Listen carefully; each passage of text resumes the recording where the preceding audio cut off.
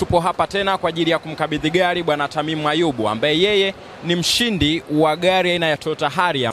Nijisikia ni furaha sana kwa sababu sikutegemea kama naweza nikapata zawadi ya gari kubwa kama hili. Imekuwa kama bahati kwangu.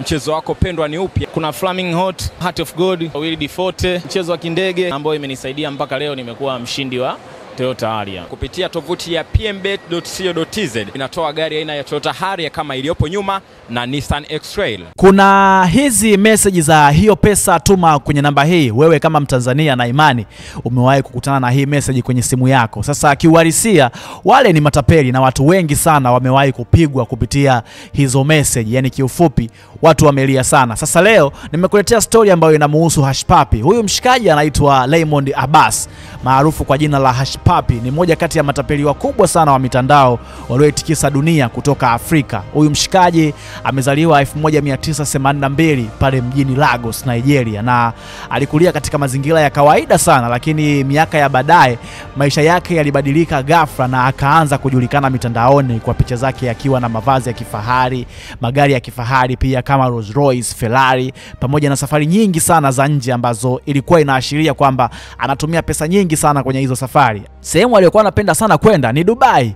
Hush Puppy hakupata utajiri huo kihalali, yani kiufupi Hush Puppy alikuwa anatapeli watu hasa kwenye upande wa mitandao. Alikuwa anafungua akaunti feki na watu walikuwa wanatuma pesa wakiamini kwamba ile ni kampuni. Sasa mwaka 2020 Hush Puppy alikamatwa Dubai na maafisa wa polisi wa UAE wakishirikiana na FBI katika operation iliyopewa jina la Fox Hunt 2.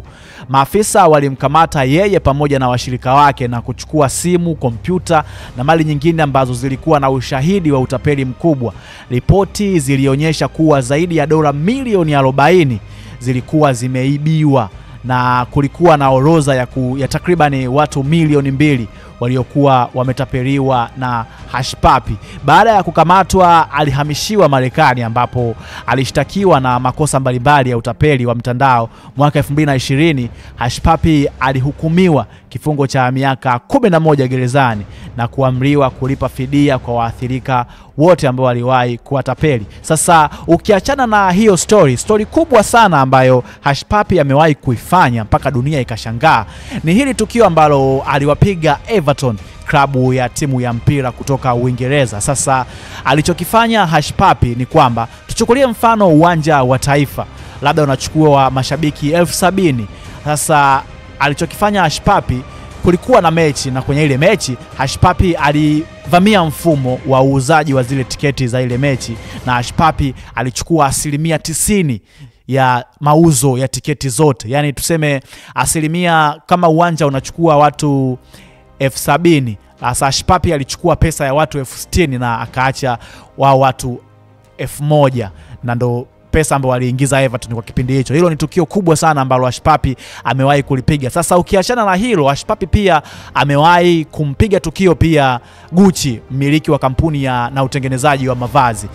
Tukio lilikuwa kampuni ya Gucci ilikuwa Insta Live mishale kama ya saa 6 usiku wakiintroduce nguo ambayo ilikuwa ina upekee sana na wakipigia promo kwamba watu hawahi kununua kwa sababu zipo chache. Na wakati huo Hush Puppy pia alikuwa anashuhudia introduction ya zile nguo, na baada ya kuangalia kwa umakini sana ile nguo, Hush Puppy baada ya siku 3 yeye tayari ile nguo alikuwa tayari kashaingiza sokoni akiwa ametengeneza jozi nyingi sana za ile t-shirt. Kwa hiyo ni moja kati ya hasara kubwa sana Hush Puppy alimpiga Gucci.